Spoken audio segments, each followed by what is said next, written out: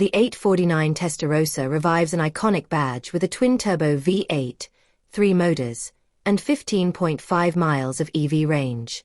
Ferrari 849 Testarossa replaces SF90 with 1,035 horsepower hybrid V8 and triple electric motors. Aero upgrades generate 915 pounds of downforce at 155 miles per hour using active aerodynamic aids. Available as coupe or spider with Assetto Fiorano pack, cutting 66 pounds for sharper handling. The red head returns, this time wearing sharper lines and carrying far more muscle than it had when production ended in 1996. The 849 Testarossa is Ferrari's newly unveiled plug-in hybrid flagship, set to succeed the SF90 Stradale and Spider.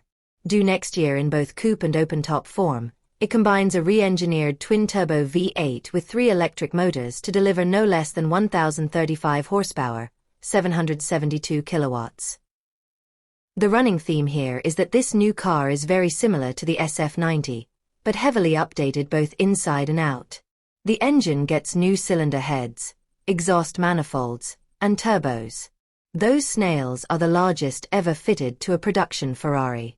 The combustion engine alone makes 819 horsepower, 610 kilowatts. The electric motors add 217 horsepower, 160 kilowatts.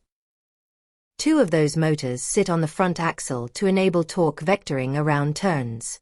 They can only provide power up to 130 miles per hour, but the third motor, sitting between the engine and gearbox, continues providing full power after that.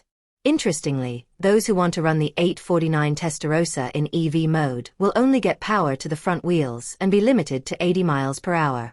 The 7.45 kilowatt-hour battery pack inside the car is good for up to 15 miles of range. Expect performance figures that eclipse the SF90 XX Stradale. Rocketing from 0 to 62 miles per hour, 100 km/h, in the coupe should be possible in as little as 2.2 seconds. Running from 0 to 124 miles per hour, 200 km/h, can be done in as little as 6.3 seconds. The Spider will be marginally slower as it weighs more. Top speed is north of 205 miles per hour for both versions. An 8-speed dual-clutch F1 gearbox is the only option there. The name Testarossa actually dates back far before the iconic car of the 1980s and early 1990s. Ferrari race cars in the 1950s were often called that for their red valve covers. The name then took on even more meaning when it was applied to the 1984 production car.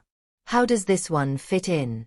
It is not because we are taking inspiration from old designs, we don't want to just look at the past, said Enrico Galliera, Ferrari's chief marketing and commercial officer, to Road and Track. The name Testarossa, redhead in Italian, came originally from the cover of the engine of the most powerful model in the range. While the F80 is far more powerful than the new 849 Testarossa, it's also considered a step above the normal production line of Ferraris. To that end, this remains a fitting name if only for the red valve covers. It certainly doesn't get that name by trying to look much like the last production car to wear the badge.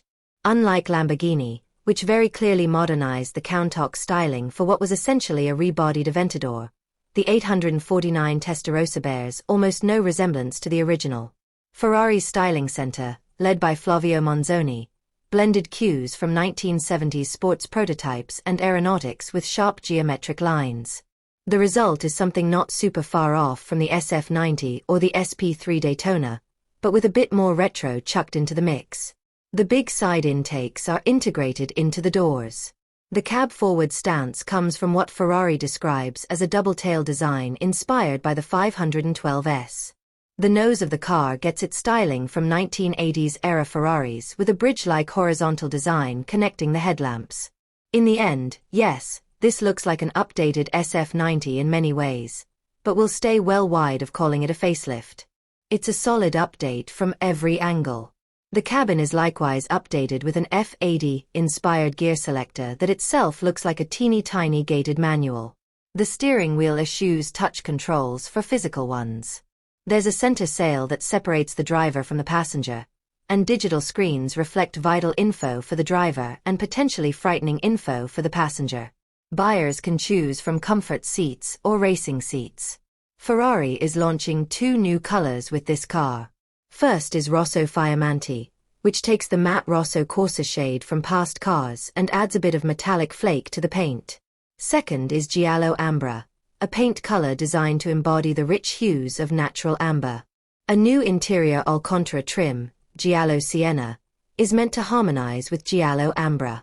Buyers also get their choice of several new wheel designs. Undoubtedly, Ferrari will let buyers add plenty of other little bits here and there.